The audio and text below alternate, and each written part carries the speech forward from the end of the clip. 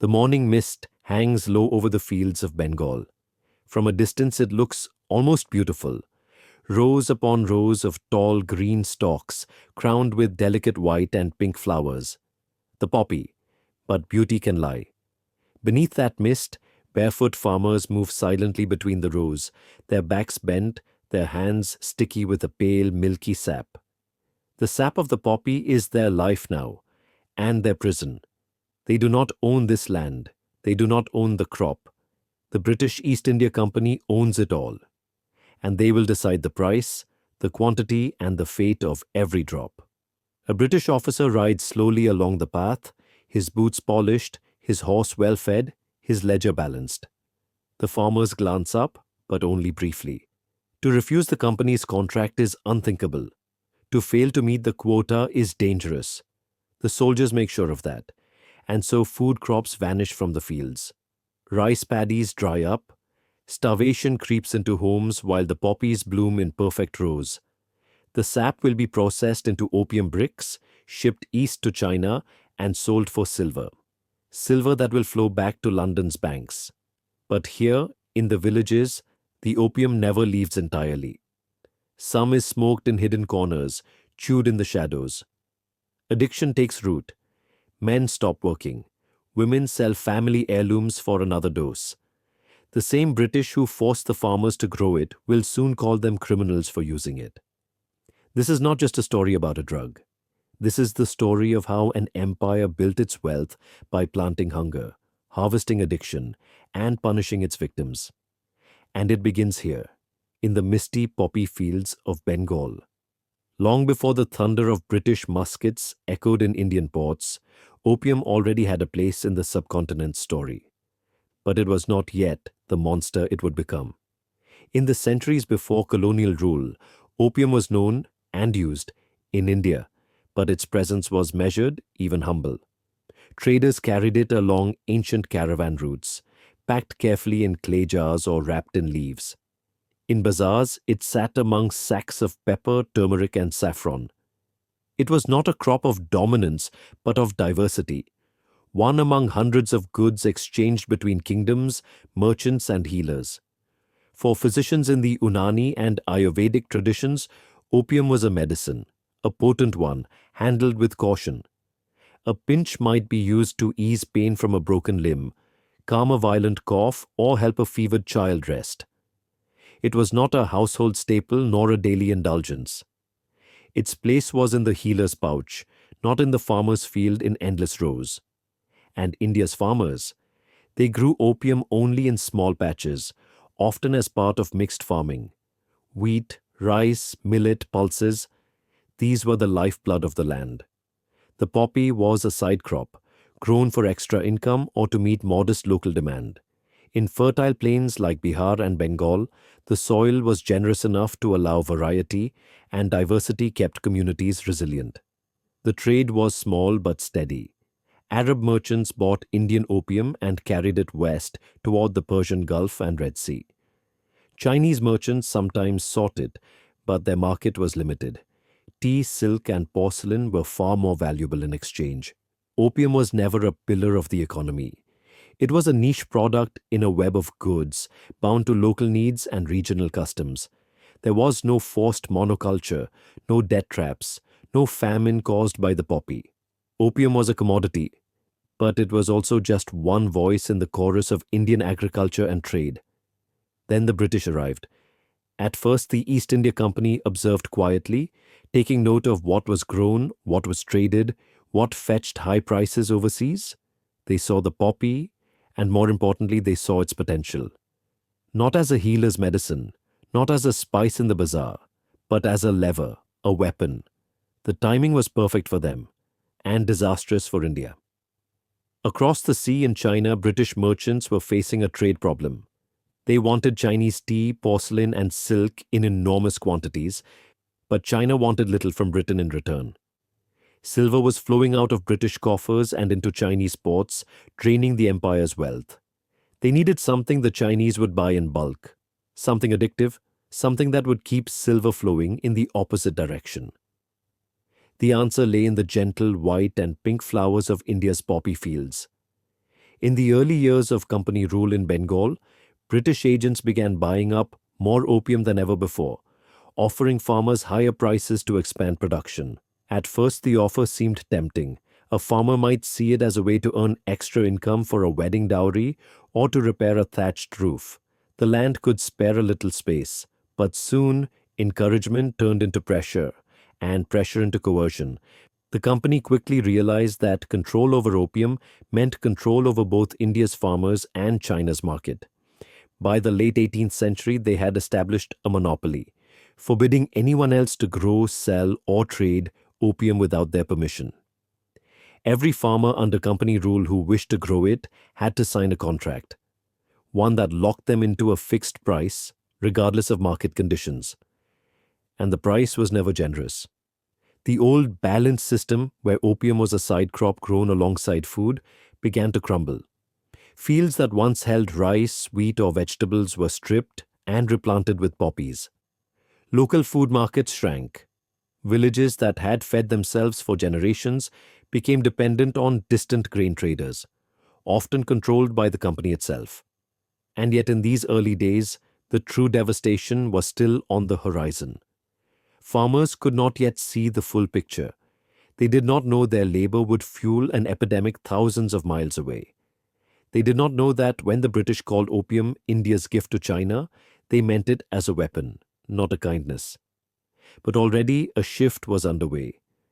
The poppy was no longer a plant of choice, it was becoming a plant of command. And soon its delicate flowers would bloom in fields where hunger was already taking root. The gentle thread opium once wove into India's economy was about to be pulled into a noose. By the turn of the 19th century, the British East India Company had done more than discover the value of India's poppy fields.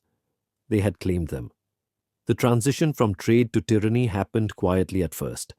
A farmer in Bengal or Bihar might remember the early years, when company agents arrived at the village offering silver coins for poppy sap. The deal seemed fair enough. You grew the flowers, you sold the sap, you got your money. But each year the terms shifted. Soon the company stopped buying opium at market prices and started issuing contracts. Now the farmer was told what to grow, how much to grow, and exactly how much he would be paid, a rate fixed far below its real value. The contract came with an advance payment, money up front, but this was a trap. If the crop failed, the debt remained. If the farmer refused to plant poppies, the debt remained. And if he tried to sell his opium to anyone else, that was a crime. The company had made sure of it. British law declared that only the East India Company could legally purchase opium. They built massive processing factories in Patna and Ghazipur, where raw sap was boiled down into bricks, each stamped with the company's seal, like coins from a mint. These bricks were guarded, accounted for, and sent in caravans to Calcutta for shipment to China. For the farmers, the monopoly was suffocating. Land that had once grown rice and millet, the staples of village life, was now devoted entirely to poppies. The poppy fields were beautiful to the eye but deadly to the stomach. Families went hungry even as their fields bloomed. If a farmer resisted, the company had ways to make him comply. The advance payment, often forced on him at the start of the season, became a debt he could never escape. Company agents, backed by armed sepoys, patrolled the villages to ensure quotas were met. Those who failed might have their cattle seized, their homes raided, their harvest taken by force.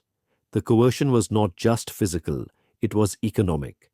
The British controlled the grain markets, so a farmer who devoted his land to food instead of poppies would find himself locked out of the very system that could keep his family alive. And then there were the middlemen, Indian agents employed by the company to keep the villages in line. They knew the local languages, the customs, the vulnerabilities. They offered friendly smiles and sympathetic ears, right up until the moment they had to enforce the company's will. The system was built so that resistance was not only dangerous, but pointless. The monopoly grew into a machine.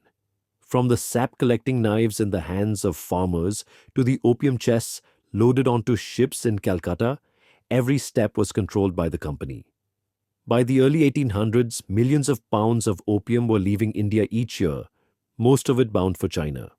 In this system, the Indian farmer had no say. He did not control what he planted, what price he received, or where his crop went.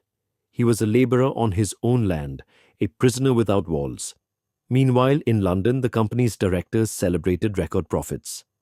Opium revenue didn't just fund the British presence in India, it underwrote the very machinery of empire. The taxes collected from opium sales kept the company's private army paid, its governors wealthy, and its shareholders satisfied. But in the villages, the cost was measured differently. It was measured in the sound of a hungry child crying at night, in the sight of a farmer tearing up a handful of poppy plants in frustration, only to be forced to replant them under watch, in the slow erosion of dignity, replaced by a quiet, exhausted obedience. The monopoly was not an accident of empire. It was the engine that powered it. And in the years to come, that engine would not just drain India's land and labor, it would unleash a wave of human misery thousands of miles away, in a land the British saw as the perfect dumping ground for their opium bricks, China. The opium fields of Bengal were about to feed a war. By the early 19th century, the British East India Company had turned large swathes of Bengal and Bihar into a single-purpose machine, a drug factory under open sky. But the strangest part, most of that opium was never meant for Indian mouths. Its true destination lay across the Bay of Bengal, beyond the South China Sea, in the bustling port cities of the Qing Empire. China at the time was the jewel of Asian trade.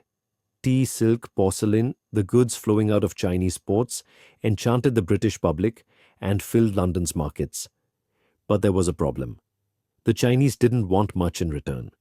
Silver was the only currency the Qing authorities would accept, and this drained Britain's reserves. The balance of trade was tilted heavily in China's favor. The British needed something they could sell in China. Something cheap to produce, impossible to resist, and addictive enough to ensure repeat customers. Opium fit that description perfectly. And thanks to the monopoly in India, the East India Company could produce it at an industrial scale. The mechanics of the trade were carefully designed to skirt Chinese law, which already banned opium imports. Officially, the East India Company never sold opium inside China. Instead, they held massive auctions in Calcutta, where private merchants, many of them British country traders operating outside the company's direct payroll, bought the drug in bulk. These traders, often flying neutral flags, smuggled the opium into Chinese ports, bribing officials and working with local criminal networks. In Canton, the drug was offloaded onto small boats and moved quietly upriver. There, in tea houses and private homes, the smoking dens multiplied. Wealthy merchants, officials, laborers, addiction cut across class lines. The Qing government watched the epidemic spread with alarm. By the 1820s, millions of Chinese were dependent on the drug. Productivity fell, military readiness suffered, silver began to flow out of China, reversing the trade imbalance in Britain's favor. From London's perspective, it was a masterstroke of economic warfare. From India's perspective, it was a tragedy exported abroad. The Indian farmers who bled their soil dry for the poppy sap saw none of the profits. They were paid a pittance under the company's contract system, while the processed opium bricks fetched fortunes in Calcutta's auction halls. Every stage of the chain, from cultivation to transport to sale, was controlled or taxed by the British. Even the smugglers were, in many cases, unofficial extensions of imperial policy. And as the trade grew, so did tensions with China. The Qing government repeatedly demanded that Britain halt the opium imports. Moral appeals were ignored. Laws were evaded. Finally, in 1839, the Daoguang Emperor ordered a crackdown. Chinese authorities seized and destroyed over 20,000 chests of British opium in Canton, an act the British framed not as law enforcement, but as an insult to imperial honor and an attack on free trade. The result was the First Opium War, 1839-1842. British warships, armed with superior naval artillery, bombarded Chinese ports and forced the Qing into the humiliating Treaty of Nanking. China had to pay a massive indemnity, open more ports to British trade, and cede Hong Kong. Crucially, the treaty did not end the opium trade. It only made it easier for Britain to operate in China. Back in India, the poppy fields expanded further. The farmers' chains grew tighter. The company's monopoly ensured that every year tens of thousands of chests of opium would flow from the factories of Patna and Ghazipur to the opium godowns of Calcutta, and from there to the southern Chinese coast. It was an industrial scale exploitation that tied together two civilizations, India and China, in a shared suffering orchestrated from offices in London. In India, the cost was famine, debt, and the loss of agricultural diversity. In China, it was mass addiction, social breakdown, and military defeat. And yet, for the British, this was not the end game. The same poppy that had been used to weaken China was also beginning to seep into Indian society in new ways, through laborers, soldiers, and smugglers. What had once been grown for export was starting to poison the very land it came from. The British had turned India into the empire's drug factory. Now the drug would begin to claim India's own people. For decades, the British East India Company had insisted that India's poppy fields were meant to feed foreign markets, not local appetites. The official line was simple. Opium was a commercial export crop, tightly controlled, never for domestic use. That was a lie.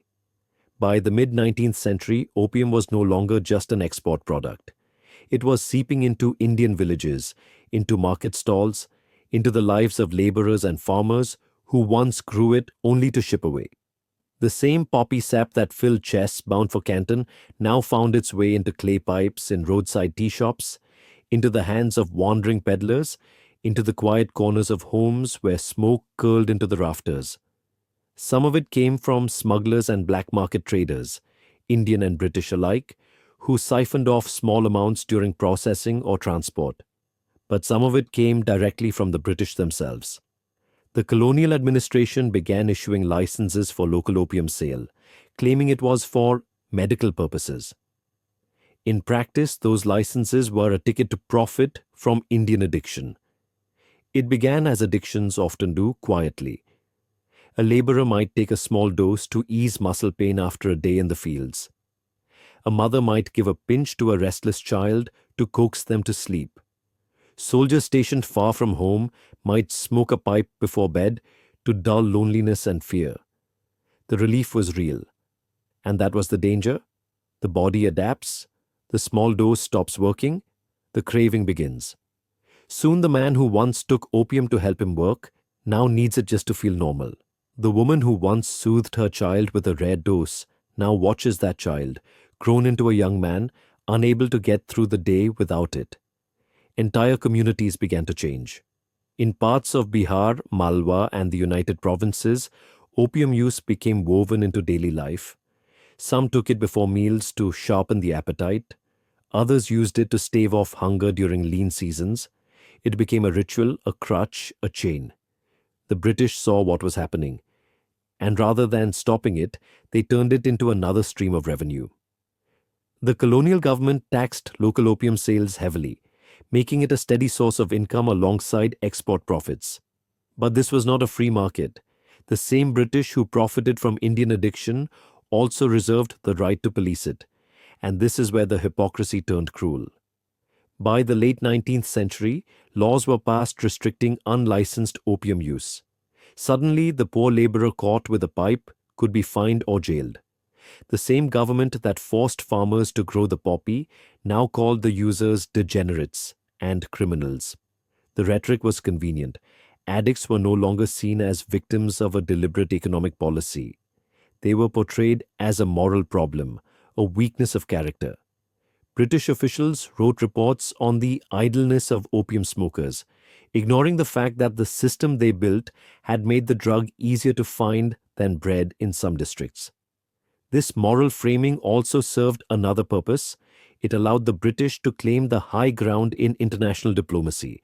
When faced with criticism for flooding China with opium, they could point to their own anti-opium laws in India as evidence of their supposed morality, even though those laws punished the poor while leaving the machinery of production untouched. The social cost inside India was staggering. Families pawned land and livestock to pay for the drug.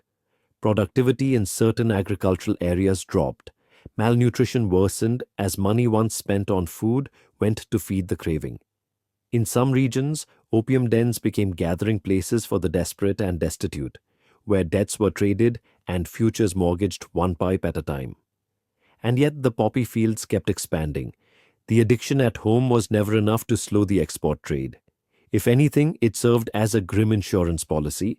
The British could profit twice, once when the opium left India, and again when it was sold to Indians themselves.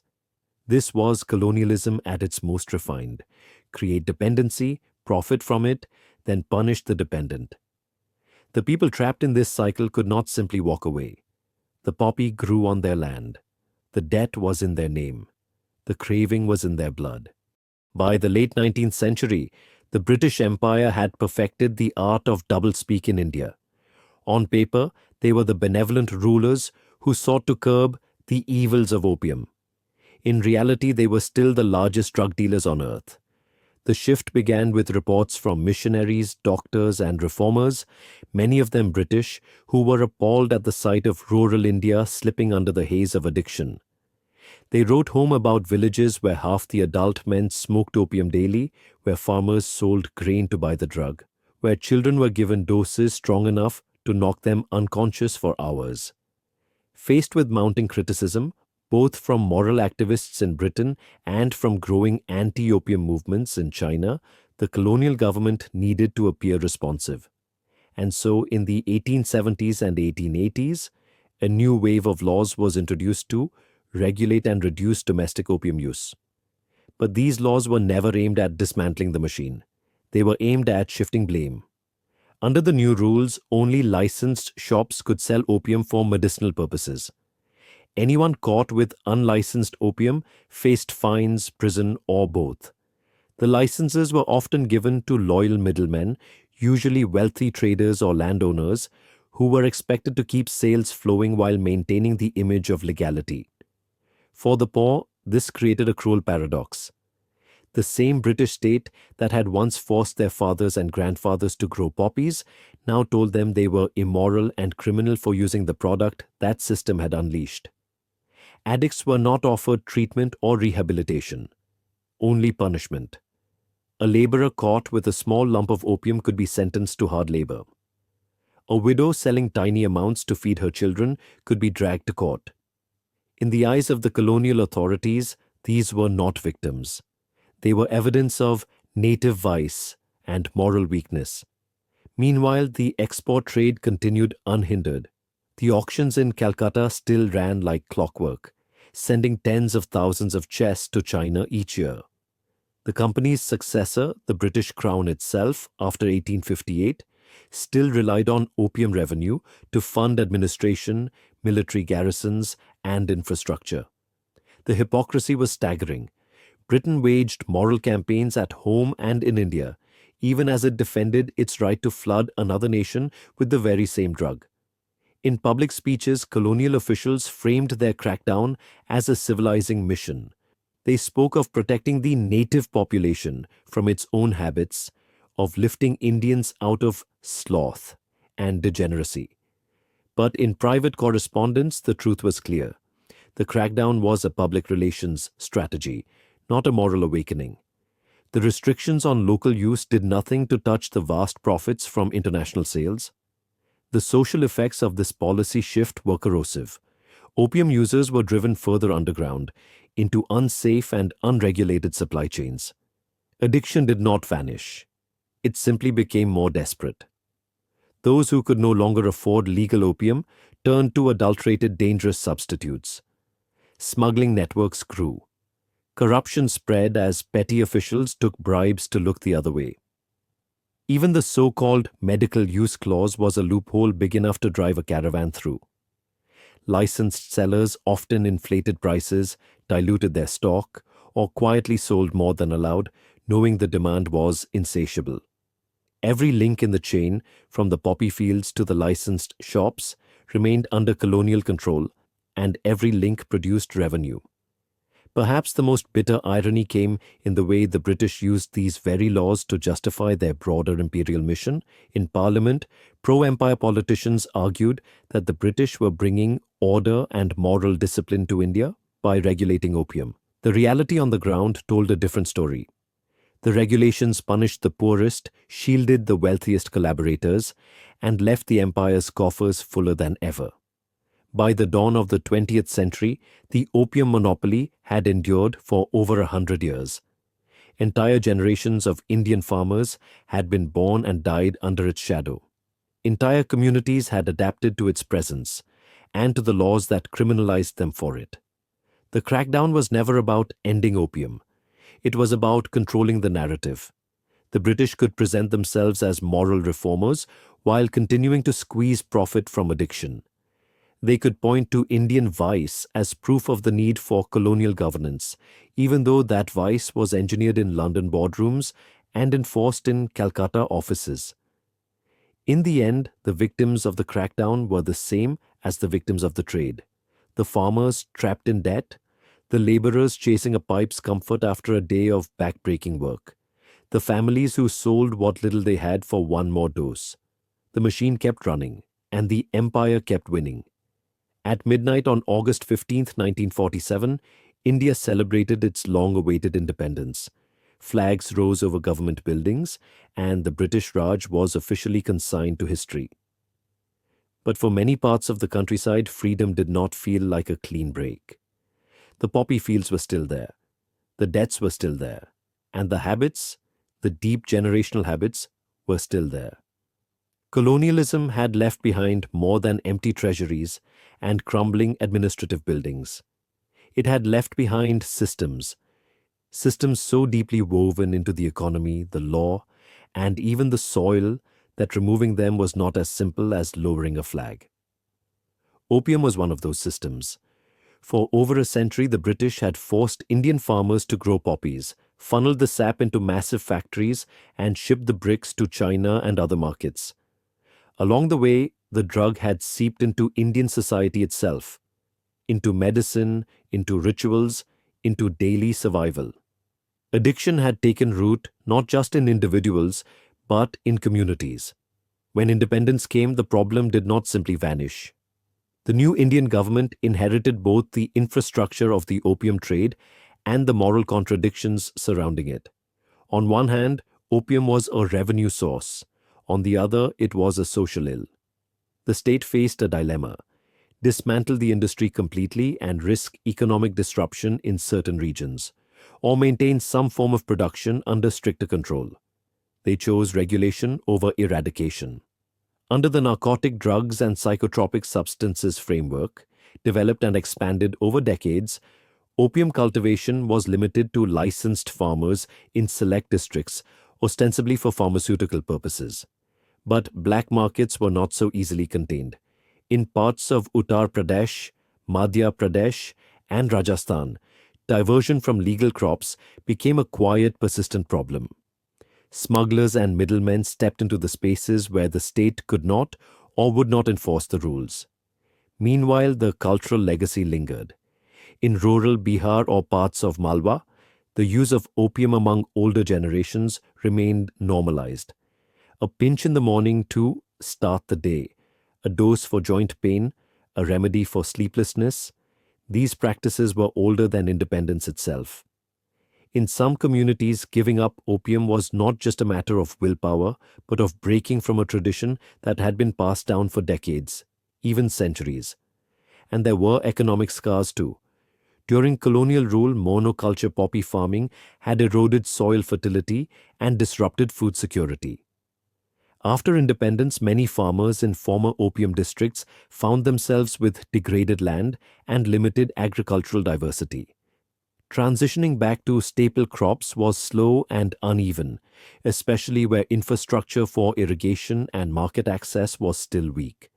The British had also left behind a certain narrative, one that framed addiction as a personal failing rather than a product of policy. This moral stigma continued into the post-colonial era, making it harder for those struggling with dependency to seek help. In the absence of robust public health systems in rural areas, opium addiction remained largely invisible to policymakers.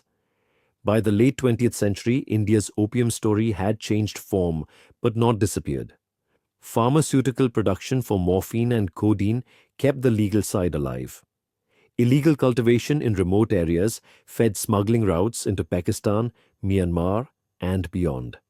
The same poppy that had once been the centerpiece of Britain's imperial economic warfare was now tangled in the modern global drug trade. And yet, in some villages, the connection to the colonial past is still remembered. Elderly farmers recall their fathers and grandfathers under British contracts, remember the quotas, the debt, the soldiers.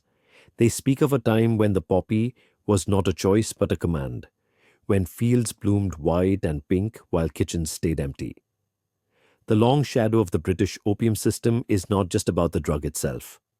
It is about dependency. Economic dependency on a single crop, social dependency on a numbing escape, political dependency on an external power's demands. It is about how an empire can shape a society so profoundly that its influence persists long after the empire itself has gone. Today, in the villages where poppies once grew under the watchful eyes of company agents, there are still echoes of that history.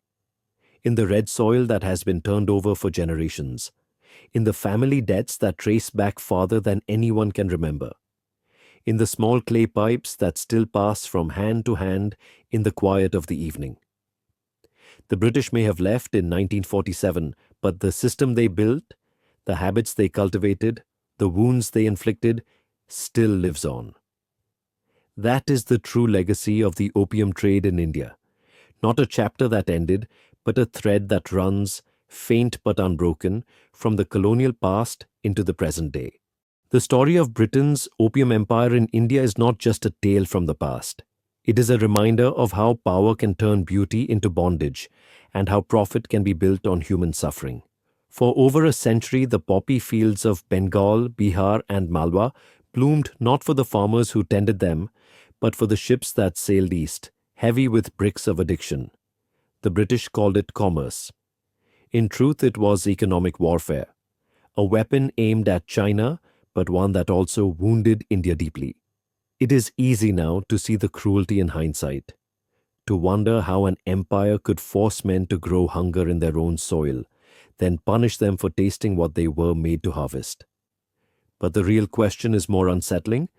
How many of the systems we live under today are built on the same logic? Colonialism did not just take land and resources. It engineered dependencies, economic, social, and political, that could outlast the colonizer. And opium was one of the most refined examples of that design. Even today, the echoes remain.